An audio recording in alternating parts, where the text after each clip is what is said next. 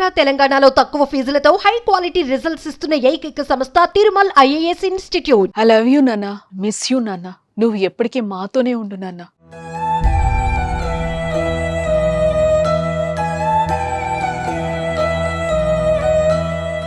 మొన్నటి వరకు మాతో ఎంతో సంతోషంగా ఉన్నావు కదా నాన్న, ఇప్పుడు ఇలా ఎందుకు?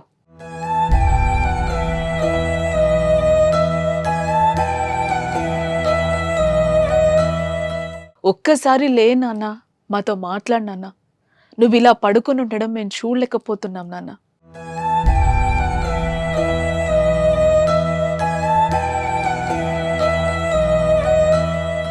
ఇప్పుడు మాకు దిక్కెవరు నాన్న? మమ్మల్ని ఎవరు ప్రేమగా చూసుకుంటారు నాన్న?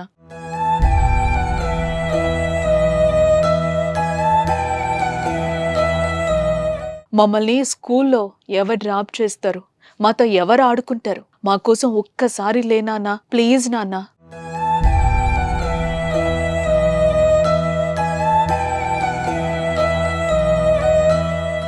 ఇది జమ్మూ కాశ్మీర్లో ఉగ్రవాదుల దాడిలో చనిపోయిన మధుసూదన్ రావు కొడుకు, కూతురు విలపిస్తున్న తీరు. శ్రీ పొట్టి శ్రీరాములు నెల్లూరు జిల్లా కావలికి చెందిన మధుసూదన్ రావు 12 సంవత్సరాల క్రితమే బెంగళూరులో స్థిరపడ్డారు. అతని భార్య, 2 పిల్లలున్నారు. అయితే కుటుంబంతో కలిసి సరదాగా గడిపేందుకు జమ్మూ కాశ్మీర్కి వెళ్లారు. అక్కడ కశ్మీర్ అందాలను చూస్తూ సంతోషంగా ఉన్నారు. అయితే ఉన్నట్టుండే ఉగ్రవాదుల రూపంలో ముంచుకొచ్చిన మృత్యువు మధుసూదన్ రావుని అటాక్ చేసింది. ఉగ్రముఖలు జరిపిన కాల్పుల్లో తన కుటుంబ సభ్యుల ముందే ప్రాణాలు విడిచారు ఆయన.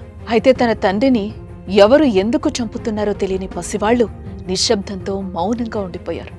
అప్పటి వరకు తమతో ఉన్న తండ్రి తమను ఎత్తుకుని కశ్మీర్ అందాలు చూపించిన వ్యక్తి ఇక లేరు అనే నిజాన్ని జీర్ణించుకోలేకపోతున్నారు.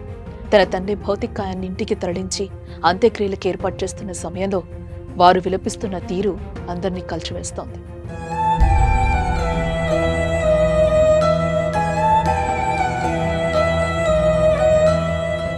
ఇదిలా ఉంటే మరోపక్క మధుసూదన్ తల్లిదండ్రులకు నిన్న ఆయన చనిపోయిన విషయం చెప్పలేదు. వీరికి 2 కుమార్తెల తర్వాత మధుసూదన్ పుట్టాడు. ఆర్థిక స్తోమత లేక కష్టపడి చదివించి కొడుకును ప్రయోజకుణ్ణి చేశారు. దానికి తోడు తండ్రికి ఆరోగ్యం బాగలేదు. గత కొన్ని రోజుల క్రితమే గుండెకి ఆపరేషన్ అయినట్లుగా తెలుస్తోంది. దీని కారణంగా కొడుకు చనిపోయిన విషయం చెప్పలేదు. ఓ పక్క కొడుకు చనిపోయిన విషయం తెలియక నిన్న అరటి పండ్ల బండి వద్దే ఉన్నారు.